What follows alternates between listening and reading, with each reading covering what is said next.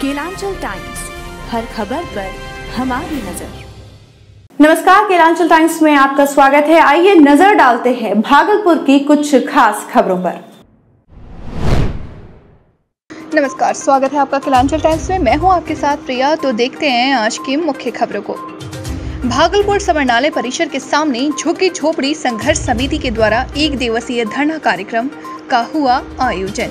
भागलपुर समरनालय परिसर के सामने झुग्गी झोपड़ी संघर्ष समिति के द्वारा 1 दिवसीय धरना कार्यक्रम का आयोजन किया गया।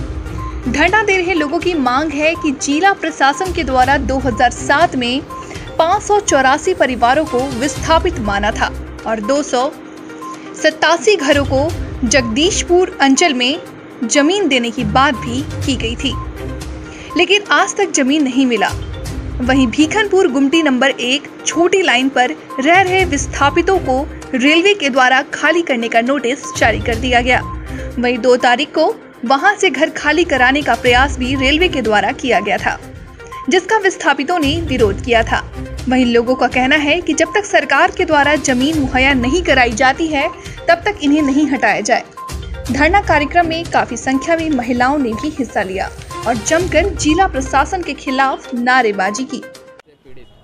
ऐसे देखिए, पहले तो 584 का हम लोग लिस्ट दिए थे, लेकिन इधर एडीएम मतलब प्रमंडलीय आयुक्त महोदय के कहने पर सीओ साहब ने नया सूची हम लोगों से लिया 739 का नया सूची लिया। कहा कि हम आपको एक ही जगह सबको बसाएंगे। वहाँ का कागज़ भी हम लोग को उपलब्ध करा जहाँ बसाता, ये इसमें गोराडी प्रखंड में, वहाँ का कागज़ भी दिखलाया। उस आदमी को भी बताया जिसने मतलब जो ज़मीन बेच रहा था, लेकिन आज तक वो भी काम नहीं हुआ। लेकिन इधर जो अनुशंसा करके जो अनुमति भी आ गया है, एडीएम साहब ने लाया है राजस्व विभाग से, ना तो ये बसा रहे हैं ना तो वो सीओ साहब बसा रहे हैं। अभी जो यहाँ पर धरने पर है, यहाँ लगभग कितने प्रखंडों से लोग आए हैं? प्रखंड नहीं, हम लोग लगभग 9 बस्ती के हैं। अंचल जगदीशपुर अंचल, जगदीशपुर प्रखंड के। नाम बताइए। मेरा नाम प्रकाश पासवान हुआ। हम जुग्गी। क्या मांगे? क्या मांग है पुनर्वास का, और जब तक पुनर्वास ना हो तब तक रेलवे हमको उजाड़े नहीं, कोई नहीं उजाड़े, कभी नहीं। अधिकारी क्या कह रहे हैं इस मुताल्लिक? क्या कोई आश्वासन दिया आप लोगों को? आश्वासन तो हम लोग को बार बार यही कह रहे हैं कि जब तक आप लोग को पुनर्वासित नहीं किया जाएगा, नहीं उजाड़ा जाएगा। लेकिन इधर जो है रेलवे का जो है कुछ कर्मचारी आकर के कुछ पुलिस फोर्स लेकर के जबरन उजाड़ रहे थे, तो हम लोगों ने उसका विरोध किया। और उसके बाद जो है ये 2 तारीख को विरोध किया फिर, और उन्होंने हम लोगों को ये धमकी दिया कि अगर 1 सप्ताह के अंदर नहीं खाली किए तो आपको जबरन उड़ाया जाए, उजाड़ा जाएगा। अभी कहाँ रह रहे हैं सब लोग? सब लोग वहीं हैं जहाँ पर रह रहे थे। रेलवे लाइन के जो है मतलब 50 वर्षों से हम लोग वहाँ रह रहे हैं। क्या नाम हुआ आपका? मेरा नाम प्रकाश पासवान हुआ। मैं झुग्गी झोपड़ी संघर्ष समिति का जिला संयोजक हूँ। वर्षों से पुनर्वास का मांग लंबित है। 2007 में ही हम लोगों से 584 घरों का सूची लिया था, जिसमें 287 घरों का जगदीशपुर अंचल के नीमा मौजा में ज़मीन देखा गया, चिन्हित किया गया और बसाने का सारी प्रक्रिया कर लिया गया। यहाँ तक कि हमको प्रमंडलीय आयुक्त महोदय ने कहा कि ये 20/2/2009 को एडीएम साहब ने राजस्व विभाग पटना से पुनर्वास का मतलब जो है ये कागज़ लेकर आया है। 287 घरों को बसाने के लिए अनुमति दे दी है राजस्व विभाग ने, लेकिन ना तो डीएम साहब ना एडीएम साहब हम लोग को आज तक बसाए हैं। हम लोग बार बार कह रहे हैं कि हम लोग को बसाइए, लेकिन इधर जो है 27 तारीख को हम लोगों को रेलवे ने नोटिस दिया और 2 तारीख को आकर के कुछ मतलब 2-3 घरों को उजाड़ दिया, जबकि डीएम साहब से भी अनुमति नहीं लिए थे। तो हम लोग जो है रेलवे जो है जो नोटिस दे रहा है उसके अनुसार वो उजाड़ रहा है। इसीलिए हम चाहते हैं कि जब तक पुनर्वास ना हो तब तक रेलवे हमें उजाड़े नहीं। डीएम उसको कहे कि जब इसको पुनर्वास कर रहे हैं तब तक तुम रुको। ये बताइए कि सरकारी स्तर से अप्रैल माह में ही लाभुकों को जो है जो जमीन आवंटित की गई थी कि आवास दे दिया जाएगा, लेकिन अब कस्बाबाद गांव में रेफरल अस्पताल द्वारा निःशुल्क बच्चे का जांच शिविर, 3 बच्चों को बेहतर इलाज के लिए भागलपुर रेफर। भागलपुर सुल्तानगंज के कस्बाबाद गांव के आंगनबाड़ी केंद्र में रेफरल अस्पताल द्वारा बच्चे के लिए स्वास्थ्य जांच शिविर लगाया गया। इस दौरान आरबीएस के स्वास्थ्य विभाग के डॉक्टर देवेंद्र प्रसाद दास ने 65 से अधिक बच्चों का जांच किया, जिसमें एक बच्चे के दिल में छेद की बात कहने पर उसे कंफर्मेशन के लिए भागलपुर सदर भेजा जाएगा। साथ ही 2 बच्चे की विकलांगता होने पर उसे भी कंफर्मेशन के लिए भागलपुर सदर अस्पताल भेजा गया।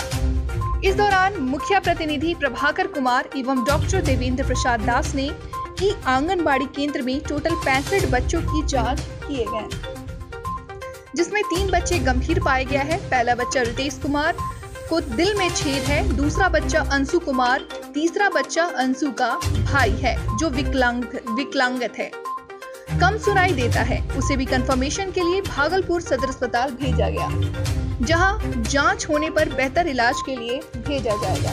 इसके अंदर रेफरल अस्पताल के द्वारा जो लगाया गया है निःशुल्क सेवा है, और कस्बाबाद में जो बच्चे हैं जिसके दिल में छेद हुआ है, सरकार के द्वारा निःशुल्क जो व्यवस्था और उनकी जांच और बेहतर इलाज के लिए जो अहमदाबाद भेजने की बात कही जा रही है, इसमें क्या कहना चाहेंगे समाज सेवी आप? यहाँ पर जो आया है डॉक्टर साहब, वो जांच करने के लिए आया था, जांच कर लिया, अब रेफरल जो है भागलपुर भेज रहा है सदर हॉस्पिटल। वहाँ से अब जैसा होगा वहाँ का जो डॉक्टर साहब है वो तो जहाँ भेजना है। निःशुल्क सेवा अगर सरकार के द्वारा हो रहा है तो इसके लिए सरकारें हो रहा है, सरकार के द्वारा से माध्यम से उसी का घर से होगा। नीतीश कुमार का आया था प्रसाद दास रेफरल हॉस्पिटल सुल्तानगंज से आरबीएस की टीम के तहत आंगनबाड़ी संख्या 173 पे बच्चे का स्वास्थ्य जांच के लिए आया हूँ। कितने बच्चे का जांच हुआ है? आज लगभग 65 बच्चे का जांच हुआ है और अभी कुछ बच्चे बचे हुए हैं, उनका भी जांच किया जाएगा। जांच करना है। अच्छा सर, जो एक दिल में छेद आया था जो बच्चे का, ये नीतीश कुमार नाम का बच्चा है जी, और उनको कॉन्जेनिटल हार्ट डिजीज है, जो दिल में छेद बोल रहे हैं, लेकिन उनको मैंने सदर अस्पताल रेफर किया है। तो वहाँ से फिर कंफर्म केस होने के बाद आगे उनका ऑपरेशन के लिए अहमदाबाद भेजा जाएगा, ठीक ना। तो पहले बच्चे वहाँ जाके केस कंफर्म करावे, ठीक ना, फिर उनका कंफर्मेशन सर्टिफिकेट बनेगा। और 2 बच्चे और हैं जो और 2 बच्चे हैं वो कॉन्जेनिटल डिफनेस का केस है, जो बच्चे से ही वो बहरा है, ठीक ना। तो उनका क्या नाम है? होगा क्या नाम है उन दोनों बच्चे का? जी वो क्या नाम है कार्ड में बच्चे का कार्ड तो ठीक ना। दोनों भाई हैं, एक ही घर के दोनों बच्चे हैं। हाँ, ऋतिक का भाई है, ऋतिक और उनका एक भाई है जी। तो दोनों को मैंने डिस्ट्रिक्ट हॉस्पिटल रेफर किया है। फिर वहाँ से सेम प्रोसेस, मतलब वहाँ से भी केस कंफर्म होगा तो जहाँ वहाँ से फिर रेफर किया जाएगा, वहाँ बच्चे जाएंगे। यदि उनका मेडिसिन से मतलब केस ठीक होगा तो मेडिसिन दिया जाएगा, यदि मतलब सर्जिकल केस होगा तो सर्जरी के थ्रू उनको ठीक किया जाएगा। जो भी होगी ये सरकार की तरफ से है, या आरबीएसके के तहत होगा, जो भी होगा वो फ्री ऑफ कॉस्ट होगा, कहीं पे किसी का कोई खर्च नहीं होगा। Thank you. क्या नाम बताए सर आपको? मैं अपना doctor Devendra Prasad Das, RBSK team 1 referral hospital Sultanganj Bhagalpur.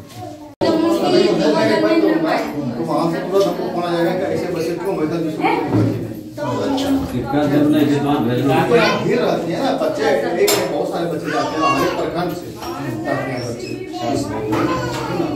और जो जनजात बहरापन है मैं उनको थोड़ा सा बोलिएगा जाने के लिए, हम उनको फोन करेंगे वहाँ से समय लेके, ठीक ना, वो जाएंगे वहाँ इलाज करवाएंगे, ऑपरेशन इनका होगा, ठीक है। आंगनबाड़ी केंद्र कस्बाबाद में जांच शिविर का आयोजन किया गया था, और उसी में पहले से तो पता था, लेकिन यहाँ करना अथी किया गया है, जांच किया गया उसका। नहीं, इस बच्चे के दिल में छेद है, इसको भागलपुर सदर हॉस्पिटल में रेफर किया गया है। कौन बच्चे को? नीतीश कुमार है। हाँ। कहाँ घर? रितेश कुमार ना? रितेश कुमार। कहाँ घर है इसका? घर कस्बाबाद। तो क्या डॉक्टर साहब ने क्या आश्वासन दिया उनका? आश्वासन दिया कि नहीं, इनका इलाज सरकारी खर्च पर होगा, और भागलपुर से इनको जो है कब भेजा जाएगा? इसकी तो एग्जैक्ट जानकारी नहीं दी गई है, लेकिन प्रोसेस में आ जाएंगे, कंफर्मेशन सर्टिफिकेट मिलेगा। हाँ, अहमदाबाद जाकर के सरकारी खर्च पर उनका इलाज करवाया जाएगा। बिजली की समस्याओं को लेकर सुल्तानगंज दक्षिणी क्षेत्र के ग्रामीण ने पावर हाउस में उपभोक्ता संघर्ष समिति के बैनर तले धरना का किया प्रदर्शन। भागलपुर सुल्तानगंज के मदरिया पावर हाउस प्रांगण में बिजली की समस्याओं को लेकर नया गांव, करहरिया, कुमेठा, खानपुर, कटहरा, धांधी बेलारी पंचायत के जनप्रतिनिधि एवं सामाजिक कार्यकर्ताओं ने उपभोक्ता संघर्ष समिति दक्षिणी क्षेत्र के बैनर तले एक दिवसीय धरना प्रदर्शन किया। इस दौरान नया गांव पंचायत के मुखिया उपभोक्ता संघर्ष समिति के अध्यक्ष संजीव कुमार ने बताया कि पंचायत में बिजली कट की समस्याओं होने पर बिजली विभाग के द्वारा कोई कार्रवाई नहीं होने दक्षिणी क्षेत्र के ग्रामीणों को काफी परेशानी हो रही है। बिजली विभाग के अधिकारियों को सूचना देने पर कोई कार्रवाई नहीं होने पर दक्षिणी क्षेत्र संघर्ष समिति के बैनर तले एक दिवसीय धरना प्रदर्शन किए गए। खाना बन रहा है, अंधेरे में खाना नहीं बनेगा। नल जल योजना है, हर घर चाहे हम लोग महसूस करेंगे कि जितनी विद्युत सेवा हमें दी जा रही है, जो हमारा कोटा है, उतना अगर हमें बिजली मिल रहा है तो हम समझेंगे कि हमारी समस्या को हमारे पदाधिकारीगण जो है अंगीकार किए हुए हैं और हमारी समस्याओं को ये लोग भी समझ रहे हैं। तो दीनदयालपुर फीडर में आए दिन काफ़ी समस्याओं का सामना करना पड़ रहा है। हल्की सी बारिश, हल्की सी हवा में के कारण 24 से 48 घंटा बिजली नहीं मिल पाता है। इसी सब के लिए हम लोग एक विद्युत उपभोक्ता संघर्ष समिति सुल्तानगंज दक्षिण करके एक बैनर बनाए हैं और उसी के तहत हम लोग यहाँ पर अपनी समस्याओं को लेकर धरना दिए। सर, क्या वार्तालाप हुई विद्युत विभाग? नहीं, आज का यह धरना सांकेतिक धरना था सोनू जी, और सहायक अभियंता से हमारी बातचीत हुई। उन्होंने आश्वासन दिया है कि विगत एक सप्ताह के अंदर जो समस्याएं हैं प्राथमिकता के आधार पर मैं इसे सॉल्व करने का कोशिश करूंगा। तो निश्चित रूप से मैं एक सप्ताह का समय देता हूं। अगर समस्या में सुधार हो जाता है तो ठीक है, अन्यथा हम लोग फिर चरणबद्ध तरीके से आंदोलन करेंगे। नाम से? संजीव कुमार, मुखिया ग्राम पंचायत। बीएसएनएल के टेलीफोन भवन परिसर में ग्राहक सेवा केंद्र से आधार पंजीकरण केंद्र का हुआ उद्घाटन। भागलपुर महाप्रबंधक दूर संचार के द्वारा ग्राहक सेवा केंद्र से आधार पंजीकरण केंद्र का उद्घाटन टेलीफोन भवन परिसर एमजी रोड में फीता काटकर किया गया। इस अवसर पर महाप्रबंधक महेश कुमार के साथ मंडल अभियंता नवीन कुमार, एसटीओ दीप प्रकाश एवं एसके कनौजिया आदि वरीय पदाधिकारीगण मौजूद रहे। बीएसएनएल भागलपुर के जीएम ने मीडिया से बात करते हुए कहा कि ग्राहक सेवा केंद्र में 2 आधार टर्मिनल के साथ ही पोस्टपेड, प्रीपेड, सिम नवीनीकरण, रिचार्ज एवं विक्रय की भी व्यवस्था रहेगी। यह ग्राहक सेवा केंद्र पूर्णतः वातानुकूलित एवं आरओ पेयजल की व्यवस्था से लैस है। महाप्रबंधक महेश कुमार ने ग्राहक सेवा केंद्र की व्यवस्था पर संतोष व्यक्त करते हुए कहा कि यह केंद्र हमारे बहुमूल्य उपभोक्ताओं की सुविधा एवं सेवा में मील का पत्थर साबित होगा। हम लोग बीएसएनएल प्रांगण में यहाँ पर हमने सीएससी के साथ साथ आधार सेवा केंद्र चालू किया है। ये जो सेवाएं हैं हमारे आउटसोर्स पार्टनर मैसर्स राजहंस के द्वारा ये दिया जाएगी सेवा। और यहाँ पर जितने भी हमारे आधार मशीन, जो 2 आधार मशीन हैं, उनके ज़रिए हम नए आधार और उनमें मॉडिफिकेशन, जो कि 100 रुपीज़ का जो रहेगा वो नया आधार और 50 रुपये का अपडेशन, वो यहाँ पर जमा करके आप करा सकते हैं अपने जो भी पेपर्स के साथ। और साथ ही साथ हमारा जो सिम और जो सी टॉपअप और जो भी हमें सेवाएं जो हम पहले अपने पुराने उपभोक्ता सेवा केंद्र से देते थे, सीएससी से, कस्टमर सर्विस सेंटर से, वो हमारे सभी सेवाएं अब हमारे जो आउटसोर्स पार्टनर हैं मैसर्स हंस, वो हमारी सेवाएं को आगे बेहतर तरीके से बढ़ाएंगे। और मुझे उम्मीद है कि जो भी हमारे भागलपुर के वासी हैं जिनको आधार के लिए बहुत ज़्यादा इंतज़ार नहीं करना पड़ेगा अब, क्योंकि इस प्रांगण में हमारे यहाँ 2 मशीन हैं और तकरीबन 10 मिनट लगता है एक सब्सक्राइबर का आधार बनाने में और अपलोड करने में।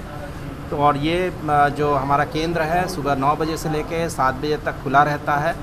और कोशिश की जाएगी कि जो शुरुआत की जो हमारी जो ज़्यादा लोगों की भीड़ वगैरह है, तो उसको देखकर हम लोग ने व्यवस्थाएं भी की हैं, टोकन सिस्टम भी किया है। तो मुझे उम्मीद है कि इससे काफ़ी शहरवासी काफ़ी खुश होंगे।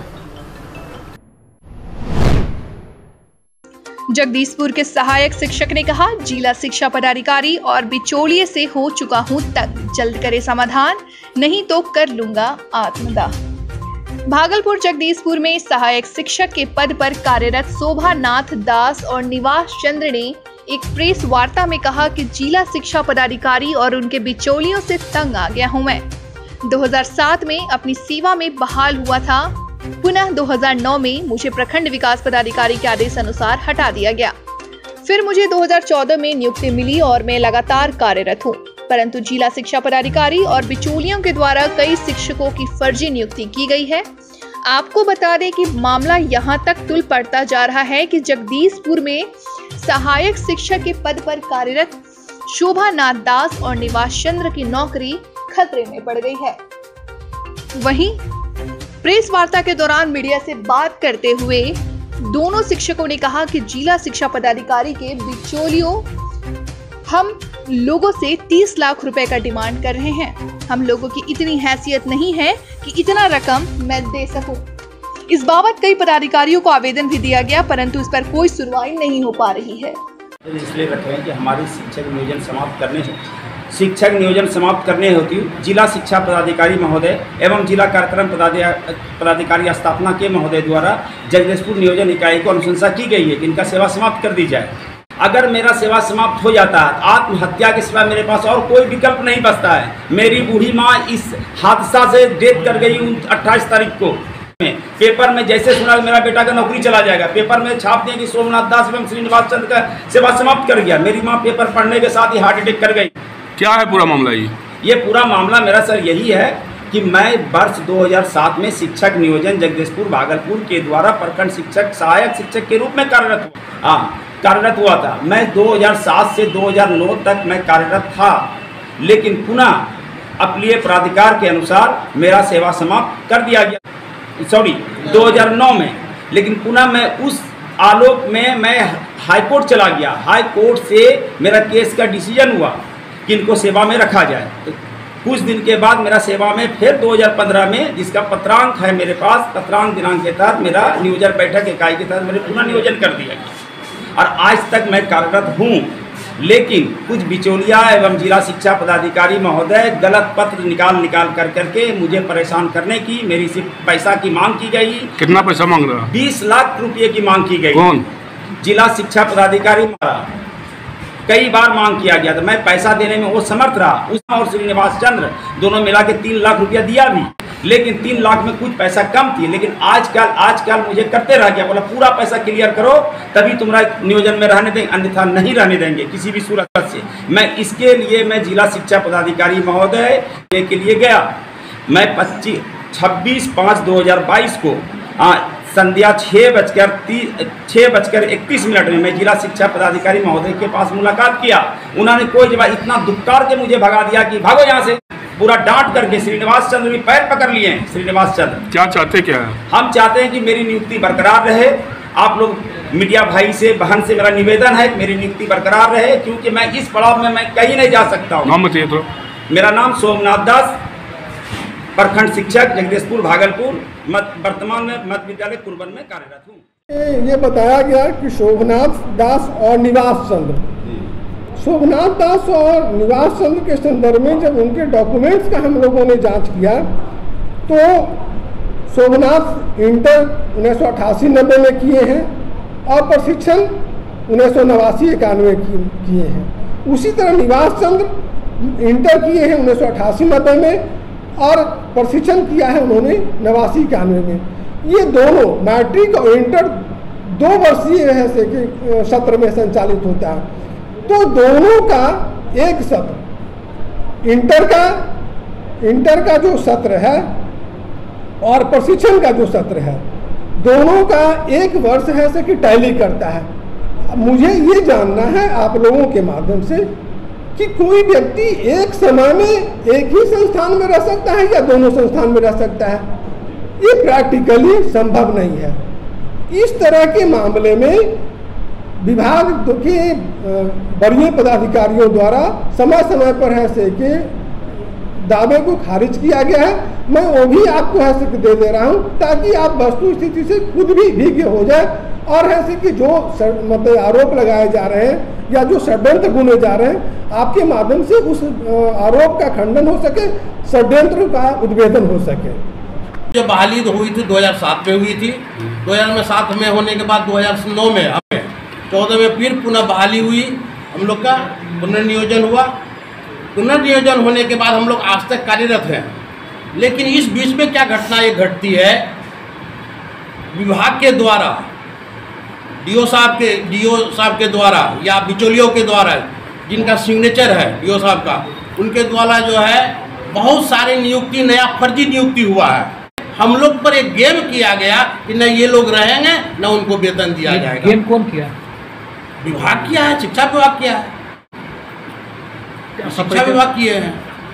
अब वो नियुक्ति पत्र जितने भी 8-10 गो की नियुक्ति हुई है जो विद्यालय चले गए हैं, यहाँ तक कि विद्यालय में कार्यरत है, उसका नियुक्ति पत्र हम लोग के पास है, फर्जी नियुक्ति पत्र है। और न ही वो 2007 में ज्वाइन किया था, कोई ज्वाइन नहीं किया था।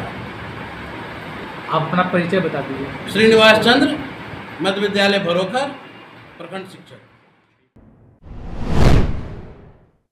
चेक पोस्ट पर चेकिंग के दौरान धराई शराब की बड़ी खेप। सूबे में शराबबंदी को लेकर पुलिस जैसे जैसे सख्ती बढ़ा रही है, वैसे वैसे शराब की तस्करी के लिए धंधेबाज रोज रोज नए नए हथकंडा अपना रहे हैं। इसी कड़ी में जगदीशपुर थाना क्षेत्र के सोनहाला मोड़ चेक पोस्ट पर गाड़ियों की चेकिंग के दौरान सुबह टाटा मैजिक पर लादे भूसी के बोरी के नीचे मैजिक में तहखाना बनाकर रखे अंग्रेजी शराब की बड़ी खेप पुलिस ने बरामद की। लगभग 400 बोतल अंग्रेजी शराब बरामद किया गया है। वहीं चालक अंधेरे का फायदा उठाकर भाग गया। अरे ठीक हो भैया, ऐसे वीडियो देखे जा रहे हो, तनिका सब्सक्राइब कर लो और हाँ, घंटा का बटन जरूर दबाना, तब हमारे वीडियो का नोटिफिकेशन सबसे पहले मिलेगा। यहाँ वहाँ का देखा तो हम तो का ही कहते हैं, जल्दी दबाओ।